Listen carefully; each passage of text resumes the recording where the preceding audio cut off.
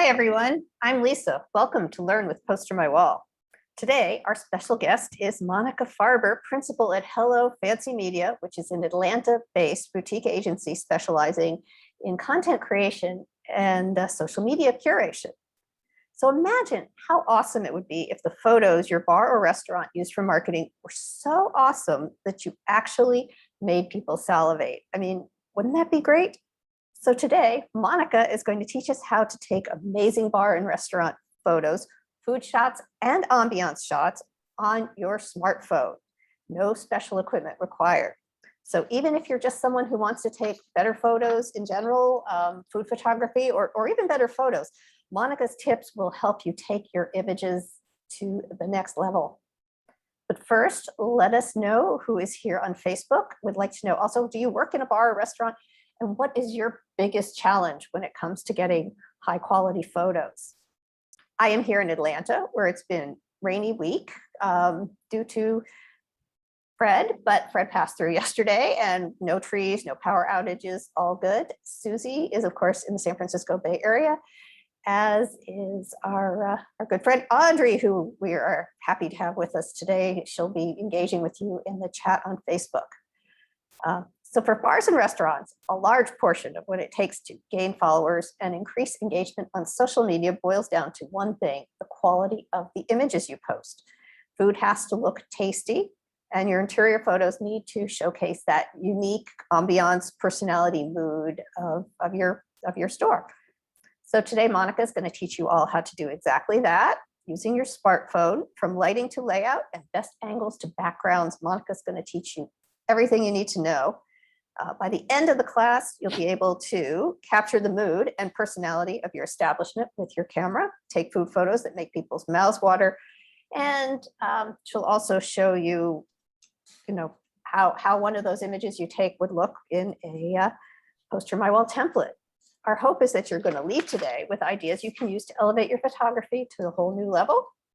Again, Monica is the principal at Hello Fancy Media, which is an Atlanta-based boutique agency that specializes in content creation and social media curation. Her experience includes communications, photography, videography, social media marketing for businesses large and small. Before that, she came from the restaurant industry. She was the marketing manager at the Southern Proper Hospitality Group, where she planned and executed social media and display advertising campaigns for 12 different brands across 23 restaurant locations in the southeastern United States. Monica loves shooting food, especially, and she's always looking for new ideas and tips and ways to improve. And she is an Atlanta native who loves to travel. Before I hand over to Monica, I want to remind everybody that if you have questions for Monica or PosterMyWall, please put them in the comments. We will be checking out the comments and getting back to you for the next 24 hours. And as always, this video will stay on our Facebook Live page, so you can go back and rewatch at your convenience or anytime you want. And it'll also be on our PosterMyWall blog and our YouTube channel in a couple of days. Susie, does anybody have any shout outs or questions before we get started? No, I'm still seeing people come join us right now. I'll check back in a little bit. Okay, great. So I'm going to turn the screen over to Monica. Welcome, Monica. Thank you so much, Lisa. All right. Can you see my screen? Yep. Wonderful. So good afternoon, everyone. I am thrilled to be here to talk about two of my absolute favorite things, food and photography. Let's get into it. Okay, so the first thing I know you're asking yourself is, do I need a professional camera to shoot quality content for social media? Absolutely not. These three photos I shot on my phone. These are not even edited. These were posted as stories, and if you apply just a few of these tips each time you shoot your content, you're going to be amazed at the results. One of my favorite quotes that I was always told in college was, the best camera is the one you have with you. I have gone on Hawaiian vacations and not even taken my camera with me, and I just work with what I have, which is my phone, and trust me, you'll be shocked. All right. Let's start off with a little bit of inspiration. I like to look to other accounts for inspiration on how they're doing it and what I need to shoot and what is receiving a lot of engagement. And so here's just a few of my favorites. Let's start with MK. MK is an at-home chef and restaurant developer in Kentucky. And here's her Instagram account. She shoots everything with her phone. I literally called her before this webinar and I was like, just so I'm not lying to anyone, did you shoot all of this with your iPhone? And she was like, oh yeah, absolutely. She's just excellent at styling the plate and she knows where to look for the light. Look how beautiful this is. Her handle is In the Curious Kitchen if you guys want to give her a follow, but you'll get incredible ideas. She makes all of these recipes and she posts on her blog and of course all the photos to go with it. And they're just, I'm always in awe of her. Let's see. Smooth this.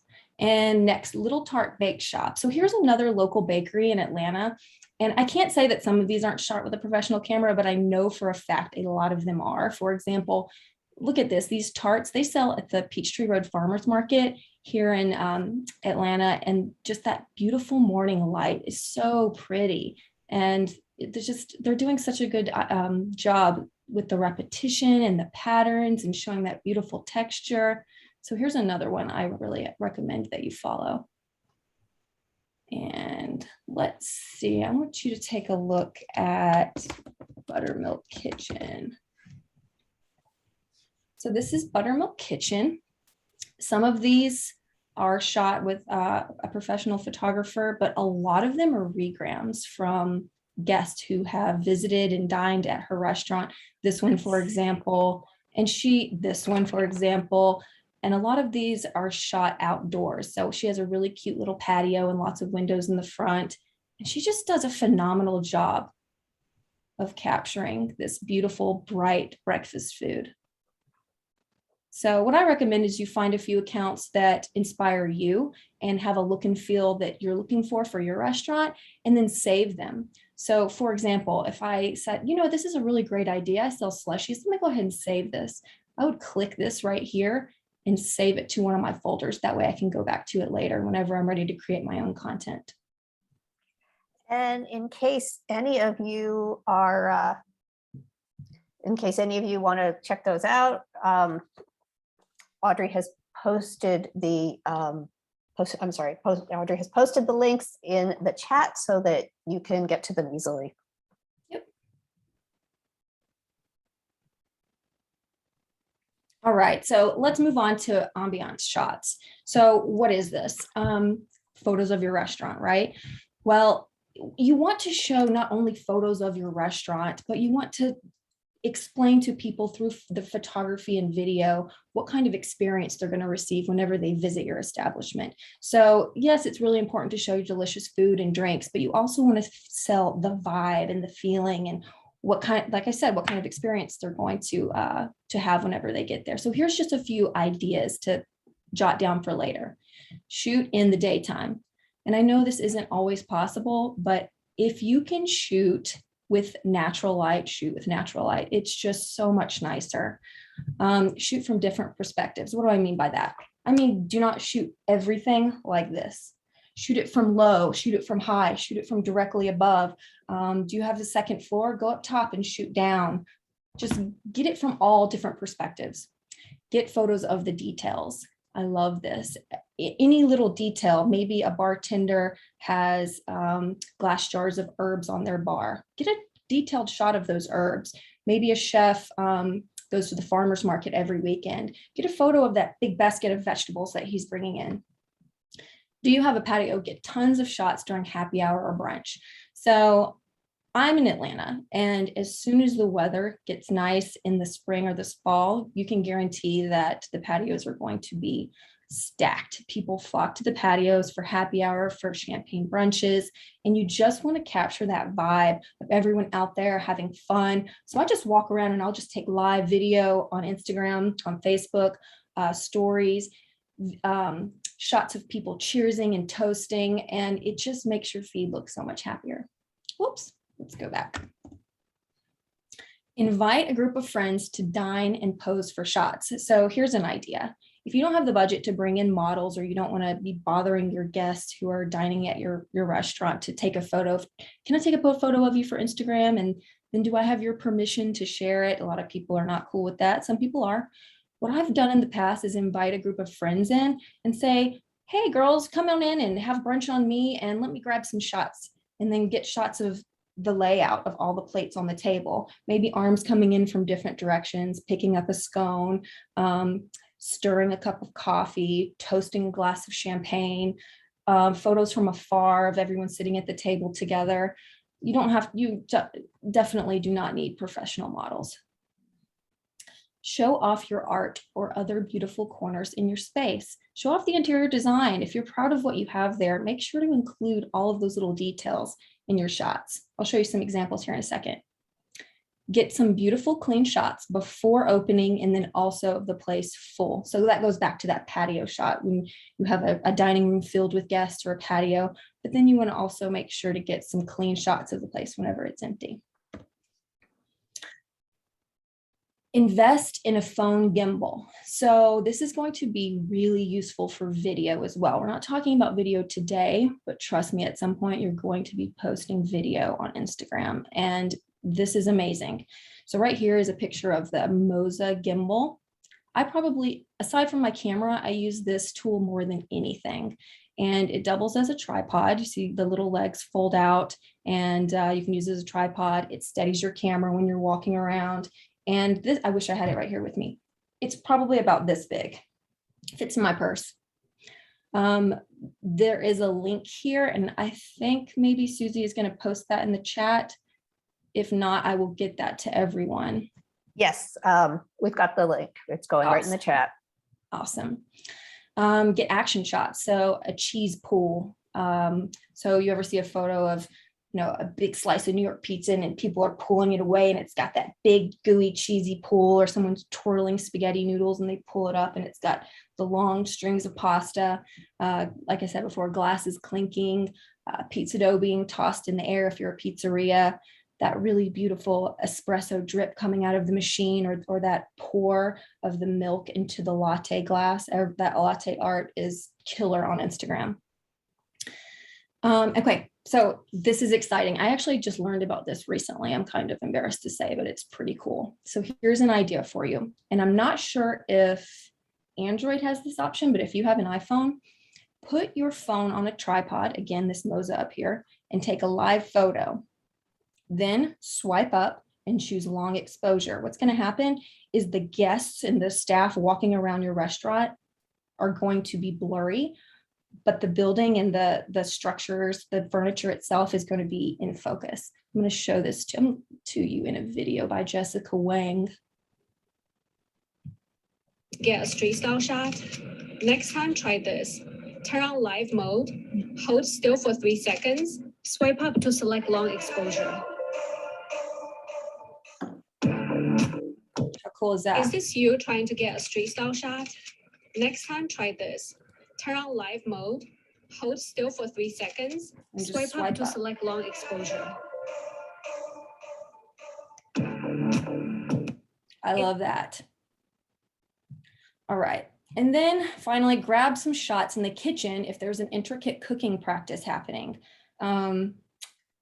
Intricate cooking practice, meaning like maybe your chef is rolling sushi, or running pasta through a pasta machine, or there's fire coming out of the frying pan. Grab some shots of that. That said, avoid anything that looks messy. It's really easy to turn people off when the kitchen looks messy, and maybe it's not your fault because there's oil splattered on the oven. Try your best to avoid that. Here's a couple examples. So when I was talking about a cozy corner in the restaurant or some interesting art, someone sipping a cup of coffee. This was an early Sunday morning in a coffee shop here in Midtown. A bartender putting finishing touches on a mint julep, or this guest who was having a lunch together in this beautiful bright restaurant.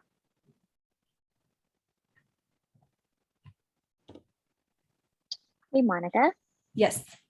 We actually have someone who's asking, in addition to something like this, if you have anything, any travel pointers. So maybe not just the rest, like if you're, visiting a restaurant or traveling to a restaurant, or just like you showed that long exposure one Mhm. where people are moving and stuff. So something like that. Would these tips apply to that as well?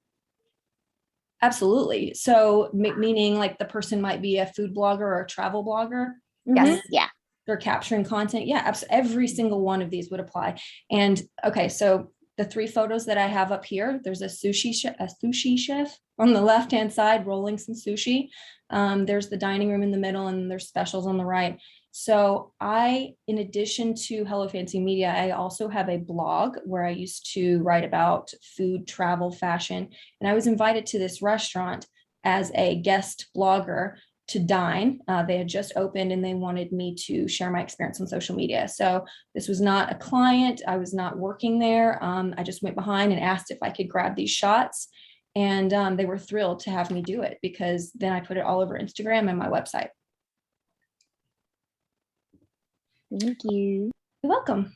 All right, moving along to shooting the actual food and drink. So be intentional about what surface you're shooting on. So just because you have white tables in your restaurant does not mean that all of your food shots should be with a white background. That's going to get boring really quickly.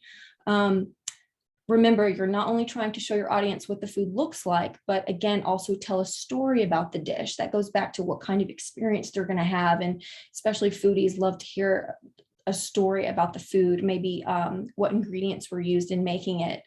So here are a few vendors that I use who sell photographic surfaces. This could be for product photography. This could be for food photography. And what these are, they're about 3 by 3 feet. You can some of them offer larger ones, and they are made with either wood and I mean, no bigger than maybe 1/4 of an inch. So they weigh nothing. And some of them are made with plastic that has a photographic surface to it, meaning like a paper surface that's a high quality photograph that you're shooting on, so that it looks like you're actually shooting on wood, subway tile. I'm going to show you a couple examples. Let's look at Woodville Workshop. So this is a surface. They hand make theirs, and they are a little pricey, but honestly, I think Woodville is the best quality and the best price compared to a lot of others. This is $109, but you get 2 sides. So you're really getting 2 boards in one. Look how beautiful this is. They have a huge catalog, but each one is a little bit unique because they're hand painted.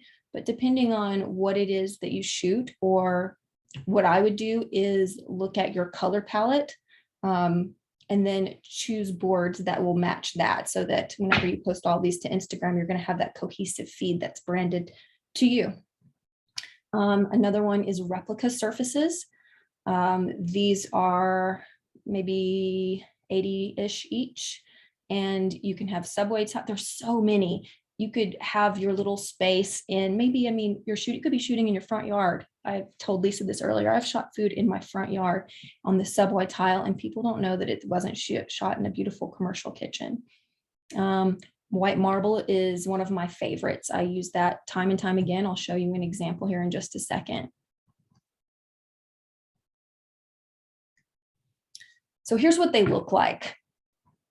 This is the white marble replica surface.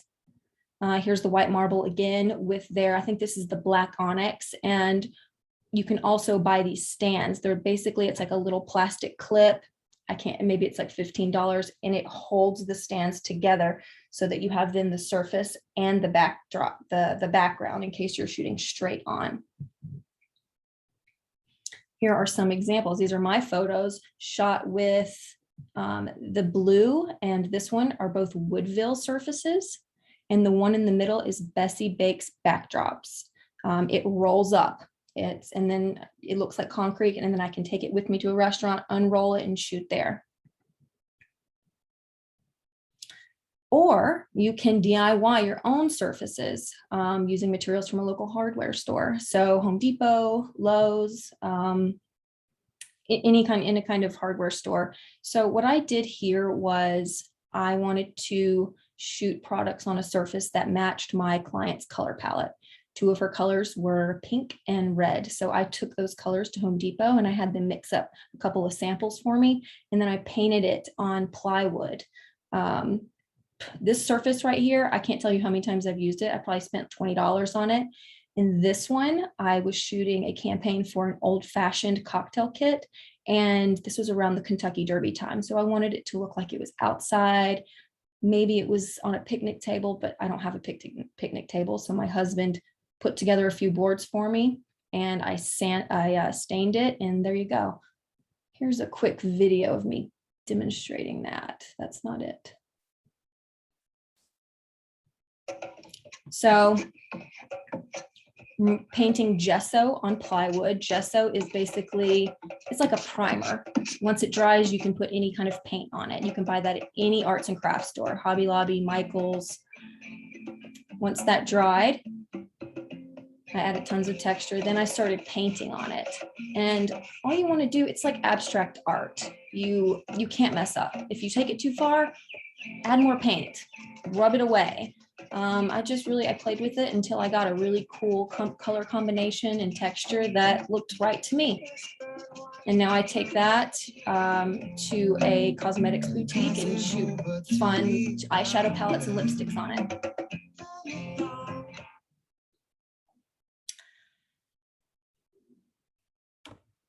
All right. Lighting. Okay, so do not use your camera flash.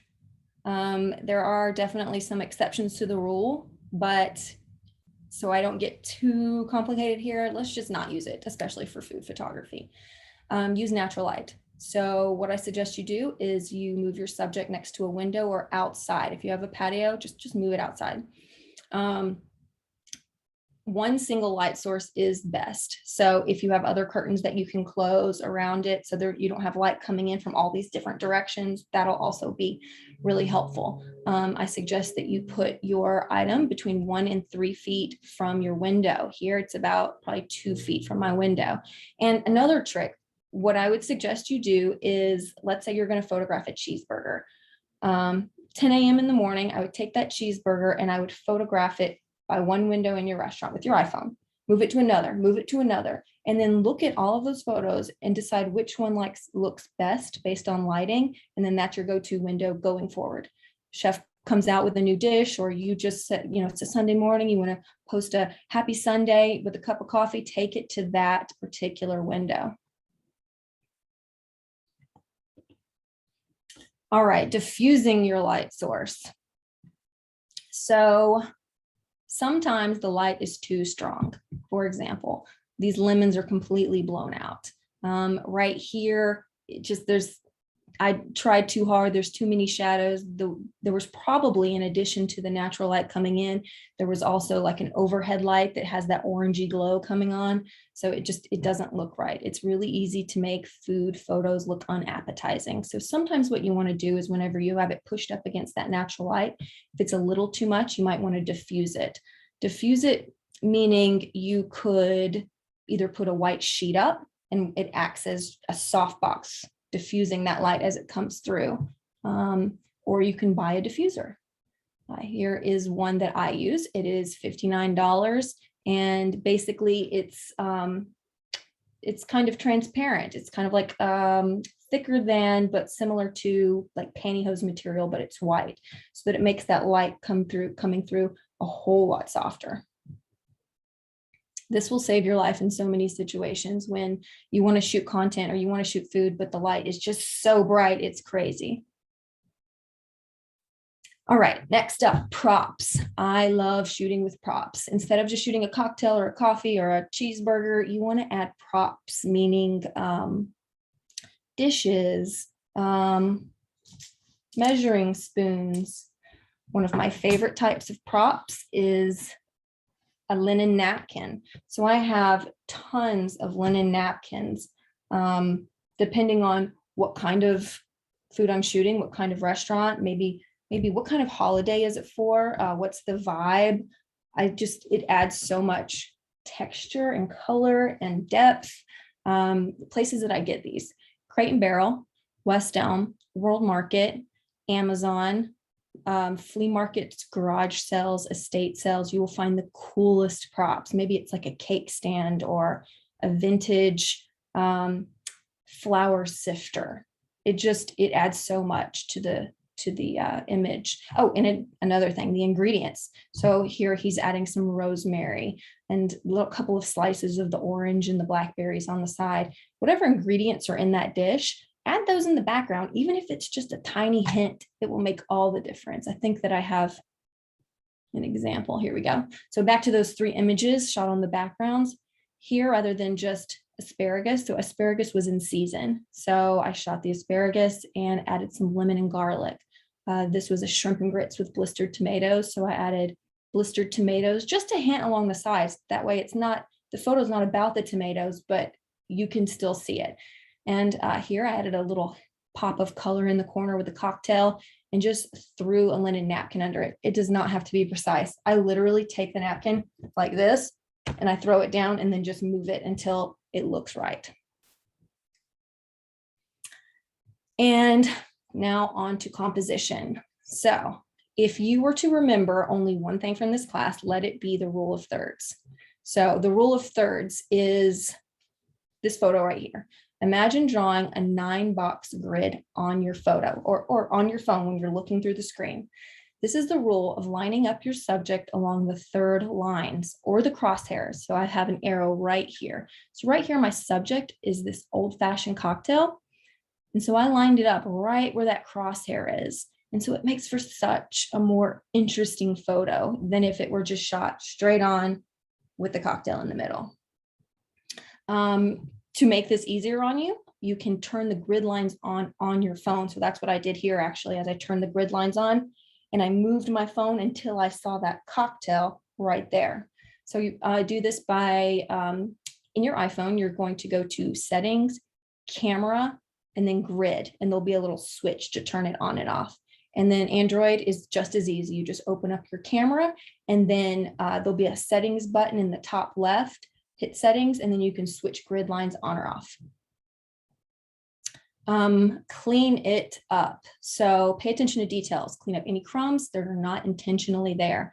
If the dish has a sauce, so let's say the liquid from a steak, maybe it's a rare steak and it's starting to bleed a little bit, or the cream on top of this chocolate pie started to melt, clean it up, just go get another slice because it just doesn't look good. It's so easy to ruin a photo. And yes, some people could say, oh, you can get rid of these drips later when you edit it in the app, but what will take you 2 seconds now will take you 30 minutes later. Trust me, just make sure it's very clean. Imagine how pretty this would have been without sloppy hollandaise everywhere. And then we're shooting. We have the surface, we have the composition, we have some props, and now it's time to shoot. I shoot with an iPhone in photo mode, as opposed to portrait mode or something else like that. So you're going to frame up your shot using the rule of thirds, which we discussed before. Here's that grid that I talked about. You can turn on in settings, and then you're going to hold your finger down to lock focus before you shoot. Here's a video tutorial. I'm just going to play this instead of talking you through it. Let's turn this volume up. And a yellow crosshair. Once those intersect, once those line up, then I know my phone is level.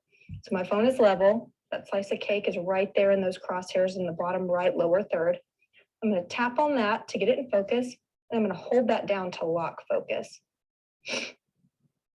There we go.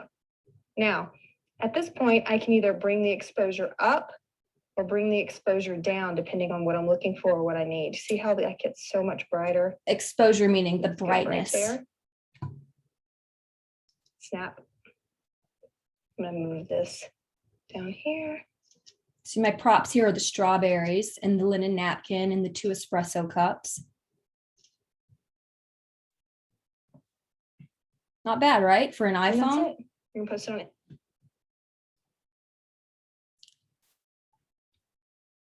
All right, now we have implemented all of the tips and tricks. We have taken the photo using the rule of thirds, and locked focus. We have it perfectly level, and now it's time to edit. So first and foremost, I really encourage you to find your brand style or aesthetic and shoot accordingly.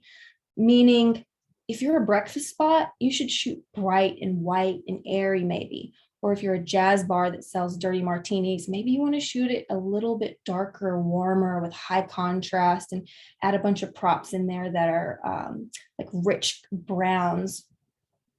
So that said, it is very important to shoot it bright and clean and true to life when you're shooting food. So you don't want to throw filters. I know filters are super popular and trendy, especially on Instagram stories. Please do not put a filter on food. You want food to be true to life color because it can look gross real quick. Over stylized edits can make your food look unappetizing. That's what I just said. It's very easy to do. So here's some good examples of photos that have gone bad because I did a very poor edit. So here is a chicken quesadilla casserole. On the right is, I think all I did was maybe brighten it a little bit. And on the left, I threw on a very popular filter through an app that I use every single day for shoot, that I use for landscape, travel, people, but adding this to the food ruined it. Whoops. And the cocktail. So again, I added a very popular filter here, and it just does not do this cocktail justice. And I get you want to have that cool aesthetic sometimes, but apply it maybe to the photos of your space or of people, not to the food. There's a restaurant here in Atlanta, which I'm not going to call them out, but they are one of my favorite restaurants. I'm absolutely obsessed, but they put a crazy filter on every single one of their photos. And I'm like, people can't realize how delicious your food is because it looks like this. And I've even told them, and they probably didn't appreciate that, but all right. So that said, you do not need to know Photoshop or Lightroom or have any experience at all in editing in order to edit really nice food photos on your phone. Here are a few apps that I recommend. These are some of my favorites: A Color Story, Snapseed, Visco, and Lightroom. So Lightroom is a little bit more advanced. I don't know if I would start off on that one. I would maybe, keep that in the back of your mind for later. Once you get going and you're enjoying using these apps, I would start with A Color Story. I think that's probably my favorite one, and it's super easy to use. Easy peasy lemon squeezy. Here is a photo that I edited using A Color Story. So this is the one that I showed you guys at the very beginning using that marble replica surface. It was shot right next to that window. On the right, I uploaded it into A Color Story, and I changed the temperature, meaning warm or cool a little bit. And then I increased the brightness, and I think that's it actually. And here's the original photo. Sometimes you don't realize how much it needs until you just drop it in that app. It probably took me 5 seconds to add this, and then look at the difference there. It really does look much better now. Now you're done. You have all your images edited and you're ready to roll. So I put my images in PosterMyWall, of course, and you can create so many amazing things using your iPhone photography, social media content. This right here was an Instagram post. You can create menus, flyers, business cards, posters, so many things. And it was super simple. So this right here was a template. I just typed in Instagram, and then I typed in brunch as a keyword, and tons of templates came up. I chose this one. I think it was originally it was a breakfast item, and it said breakfast here, and it was different colors. All I did was replace their stock image with my image of a cheeseburger. I used my brand colors. Let's say the colors were this maroon and a gray. And then I changed the number to $12, and I changed whatever it originally said here. I changed that to burger and brew, and then added every Monday, 4 to 6 p.m. I dropped in my logo up here at the top. I mean, it's so intuitive, and you can do so many things and customize it to your brand that no one will ever know that you don't have a graphic designer on staff. This is an extremely useful tool. All right, so that's about it. So shoot a pasta, some pancakes, a cocktail, or a perfectly poured latte with your phone. Take it near a window, throw in a prop or 2 or 3, and then clean it up in the app of your choice. Color story. Tag PosterMyWall and Hello Fancy Media for feedback and a chance to have your post reshared. I will comment on every single one that I see you guys tag me on. If you have questions, let me know. Of course, you can follow me at Hello Fancy Media on Instagram. Lil Moira Rose. And if you want this slide deck, there was a lot of examples and links in here. I will be happy to send it to you. Sign up for my newsletter. If you sign up for my newsletter within the next week, I will email it directly to you. You can do that either directly on my website at hellofancymedia.com, or again, follow me on Instagram, and that link in my bio will take you directly to it. That is all. Are there any questions? You actually, as you went through it, you answered a bunch of questions that were in the chat. Awesome. All right. So thank you, Monica. I also want to point out that Audrey has added a link to the template that Monica's design that you can click on. And if you can't just open it, but you can copy it, and then you can edit it and put in your own photo or just change the copy or whatever. So thank you so much, Monica, for sharing that. So let us know in the chat. I'm curious, which of Monica's tips did you think was best? Which do you think is going to make the biggest difference for you and your copy? Okay, and we already said no questions, but again, if you have more questions, please do add them in the chat and we will get back to you. If you have anything, ideas or other sessions you'd like to have Monica do, she is so talented. We're planning to have her back a few more times. Let us know what those ideas are too. And again, if you tag us at PosterMyWall or Monica at Hello Fancy Media, Monica's going to comment on those photos, which is a great opportunity. And both of us will share the best ones on our social media. Our offer for today is use the promo code PHOTOS30 and you will get 30% off on a full year or quarterly subscription to Premium PosterMyWall or Premium Plus, and that upgrade is good for the first 200 people. Our next class, for those of you in the restaurant industry, is going to be on creating an email list for your restaurant. Restaurant expert Melissa Libby is going to share 10 strategies to get your customers to share their email addresses with you so that you can have permission to market to them. That is it for now. Thank you so much, Monica. We loved having you here. Thank everybody for joining us. Everybody have a great day. Thank you.